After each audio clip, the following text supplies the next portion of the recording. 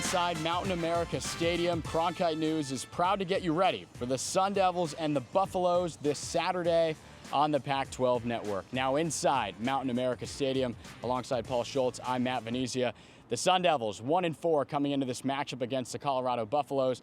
Paul, I know a lot of sharps probably could have predicted that this is the way the season would have started for ASU, but nonetheless, this is where we are entering another matchup, this time with the Buffs. Well, and you look at the attention that this new coaching staff has got for good reason with Kenny Dillingham coming in, and the staff that he's compiled has been fairly impressive, especially on the defensive side of the ball. Brian Ward has done a phenomenal job there. The offense, on the other hand, has struggled a little bit, but we'll see how it unfolds as the season continues. And now, Paul, yes, coming into this matchup, we look at the numbers. The Sun Devils, 124th in total offense at just 17.6 points per game.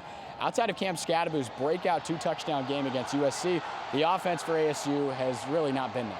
Yeah, Matt, if you look at Colorado, they've got the 7th ranked offense in the Pac-12. Struggled, as you can see, looking at the numbers in the run game, so expect them to rely heavily on the pass. We now know the numbers heading into this pressing matchup for Arizona State football with Coach Prime and the Buffs coming to Tempe, and that's been the storyline of college football all year long. And our Beatrice Martinez went to talk to some ASU fans and asked the pressing questions about Coach Prime.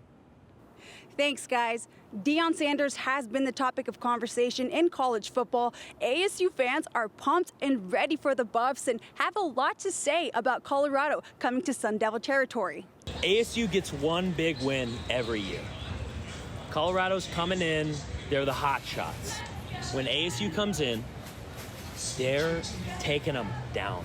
A lot of hype around it, a lot of everything, but no, that's their one big win. That's ASU's one big win is Colorado. They're taking on Deion, they're taking on Shedeur, and they're bringing them down. There's going to be a lot of tailgating happening this Saturday. Despite the Buffs having 2 more wins under their belt, many fans remain hopeful for the Devils to come out on top and secure their 2nd win of the season. I don't think Shedeur, Shiloh, or any of his sons can live up to Deion's name. So I expect the Devils to come through in a big way. I expect them to win the game. And I expect Deion crying on the sideline like a little baby at the end of the game. If you think Colorado fans have been coming in full force, check this out. Colorado is averaging 53,000 in attendance, and ASU is averaging 48,000 in attendance, which is 4th in conference. A lot of people on campus have been talking about this game as if it were a championship game. That just shows you how excited ASU fans are. And I know I'm pumped, and I'm looking forward to seeing this turnout for this Colorado versus ASU game. In Tempe, Beatrice Martinez, Cronkite News. Back to you guys. Thanks, B. An exciting matchup coming here to Tempe, and Matt, I think the fans are pretty fired up about it. Sure, Coach Prime's coming to town. You have to be ready to go, and it seems like the fans are ready, but how about these players? They're certainly going to be excited, and they have 2 of the most animated coaches in all of college football ready to get their guys going. Because this place is special, pretty emotional, right? It's just who I am. The one thing you're going to get from me, okay? I am who I am. I am who I am. What's up, Bubs? You believe that? Hold on. Oh, no. Do you believe in that? I thought their urgency to get lined up, their urgency to see the signal, their urgency to communicate, right, was better. Were there a few things that we still demonstrated that we didn't get applied? Yes. That's why you practice.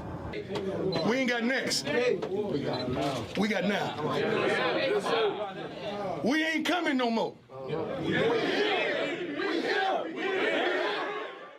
That was some pretty exciting moments there from both head coaches. Now we're joined by ASU star tight end Jalin Conyers. Jalin, thank you for wanting to join us here at the stadium ahead of this matchup. And Jalin, you know, coming into this matchup, obviously there's a lot of storylines about Colorado and Coach Prime and what he's doing at that program. But at the end of the day, it's just another college football game on Saturday, right? How do you block out the noise and get ready to play? Yeah, I mean, like you said, I mean, Colorado's been one of the biggest stories, you know, in college football as of late. So, you know, them coming to our place, 2 kind of freshly new programs, 2 new head coaches, kind of 2 whole new teams. You know, it's definitely a storyline, but I think at the end of the day, a lot of us, you know, we kind of just take it like it's another game. You know, it's just, you know, we just had USC here, you know, kind of went through the same thing last year playing, you know, just really ranked teams. I mean, when you look at our schedule and you go look, I mean, shoot, Fresno State's ranked now, and then basically the whole rest of our schedule has been ranked, is going to be ranked opponents, if not teams in the top 25. So, you know, for us, it's just kind of going in with the same mentality we do every week and just getting ready to go play, you know, and obviously we want to go show people, you know, even though we're the underdog, we can come out on top. And that's a great transition. You mentioned all the now ranked teams you guys have played. Offensively, guys have had struggles. You've had, or injuries, I should say, guys in and out of the lineup, and held your own against a top 10 team in USC and came close against Cal. So what's it going to take to kind of take that next step, get over the hump against Colorado? Yeah, I mean, Coach Dillingham has said it multiple times. He thinks we're like this close, So, I agree. I mean, offensively, it's kind of one of those things we're working on. I mean, a lot of O-linemen down, obviously guys playing through injuries. It's been a struggle, but I think the biggest thing for us, is just coming together as a team and kind of seeing what we're really about and finding out. Like, if you come out to practice, you see guys not necessarily playing positions that they're used to playing, but just, we're just trying to make it work. And, with kind of Coach Dillingham's offensive mind, how brilliant he is, he has a plan.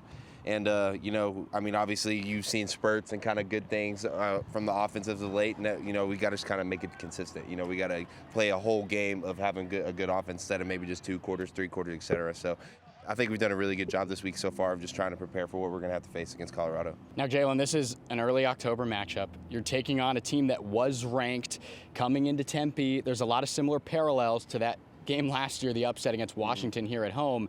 I know Colorado isn't ranked anymore, but what is it going to take to play the upset here at home? Again, this is kind of almost like that activate the valley kind of game here. What's it going to take to be able to do that? I mean, I think the first step is obviously as a team, obviously just executing, doing what we're supposed to do. I mean, Colorado's a really good team. Offensively, they score a lot of points.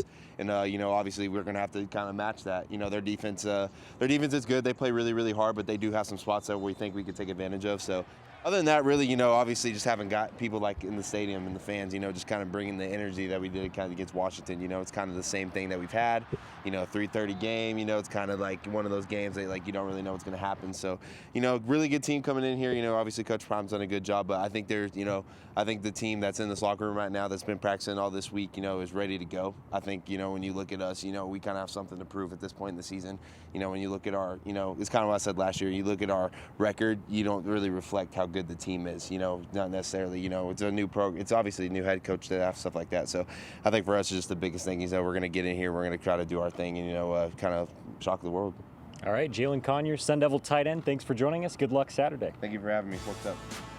When we come back, a deeper dive into Coach Prime and his journey to Boulder, and we'll discuss the 2 players who have the biggest impact on their team's success or failure this weekend.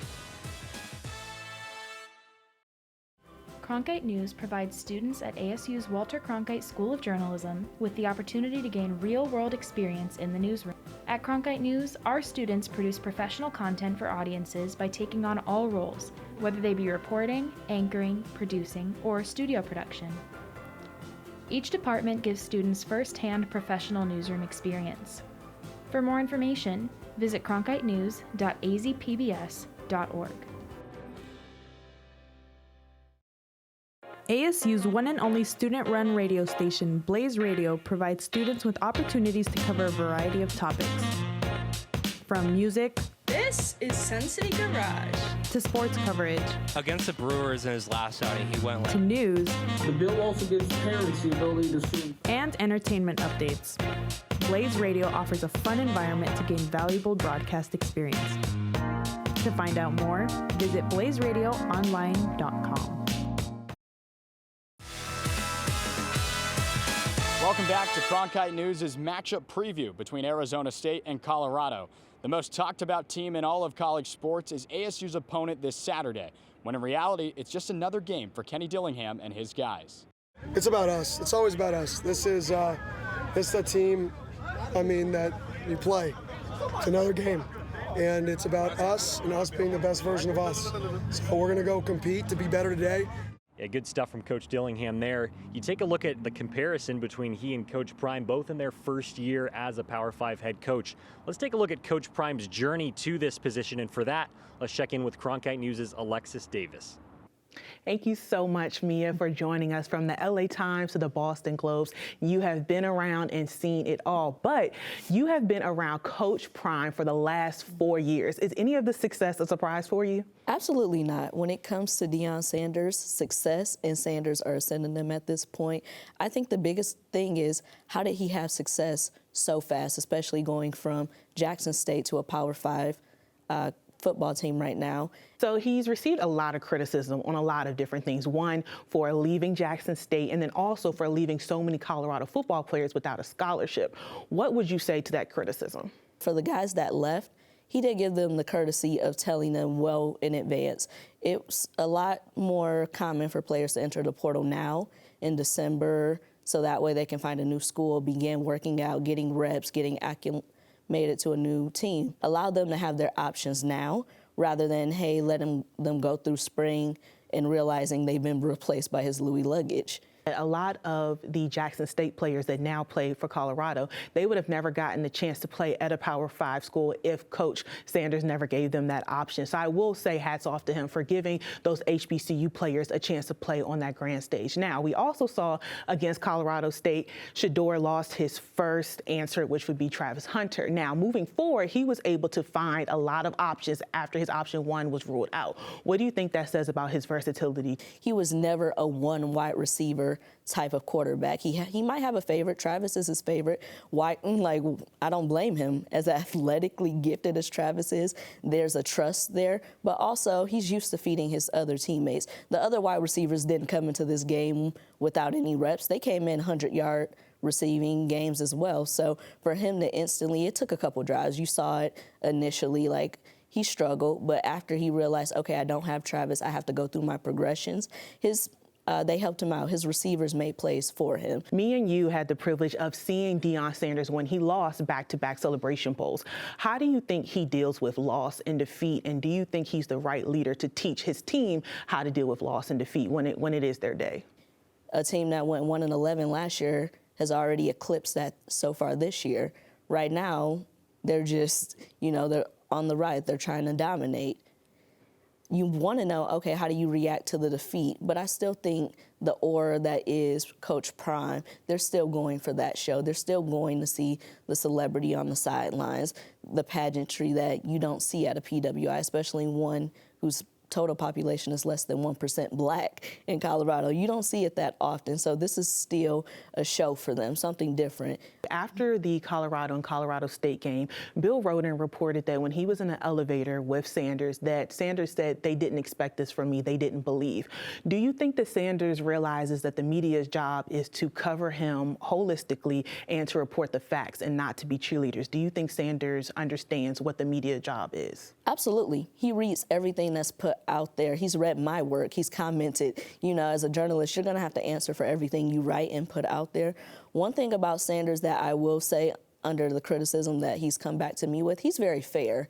That's one thing that he does demand from journalists. If you're putting something out talking about, oh, this is going to be the worst team ever, but he hasn't seen you at a practice, you're just speculating. You're just saying, oh, this team's going to be terrible. They're going to go 0-11. I can only see 1 or 2 wins, but you're not there. You're not actually doing your homework. That's when you see that little chippiness. That's when he's going to call you out. Well, thank you so much, Mia, for joining us. And it'll be really interesting to see how this Colorado team finishes out this season. It's great to hear from Mia Berry on Prime's unique path to where he is now with the Buffs. It seems like just the other day he accepted the Jackson State head coaching job. 51 transfer additions later to Colorado and a flight to Boulder. Now here we are for this matchup. Yeah, and it's amazing how he's rallied not only the school, but the entire community around that team. You see the way they're able to sell out those crowds and stuff, but they're not playing at home. They're playing here at Mountain America Stadium, and it's going to be a tough one. So let's look at some of those key players. Cam Scadaboo, you talk about 318 yards for 4 rushing touchdowns, but with this trickster Kenny Dillingham offense, he's also been throwing the ball just as well. 60 yards through the air. 75% as a passer. Well, speaking of a guy who likes to throw the ball, we look at the other side. Shedeur Sanders, the son of Coach Prime, better than 1,700 passing yards, 15-2 in the touchdown to interception ratio. He had 4 against Caleb Williams and the Trojans in that track meet of a game that we had last week. So it's going to be a tough matchup keeping him under wraps there in the pocket. That leads right into the keys of the game. ASU's facing a defense that allows the most rush yards per game in the Pac-12. The Sun Devils have to get Cam Scadaboo going. 65th in the FPS in rush yards up to this point, 318 through just 5 games if ASU wants to play upset. Yeah, Matt, on the other side of the ball, we talk about the defense and how important they've been to this team's success, and they've got to win the turnover battle in this one. Give the offense more opportunities to score. Against Cal last weekend, they did not score, the Devils, on a turnover, so they'll need to capitalize on that. Yeah, just one turnover for ASU, Paul, up to this point in the season. The last key, they've got to make explosive plays. ASU just has 14 plays of 15 or more yards. Jalin Conyers, Elijah Badger, even Xavier Guillory, those guys have to get going downfield in this creative Kenny Dillingham offense to have a chance against Colorado. Yeah, we'll see if those keys can get the Sun Devils going right here, 3:30 on Saturday. That's going to do it for this special pregame edition of Cronkite News. For Paul Schultz, everyone who's helped out in this show, I'm Matt Venezia, and we say thank you for joining us.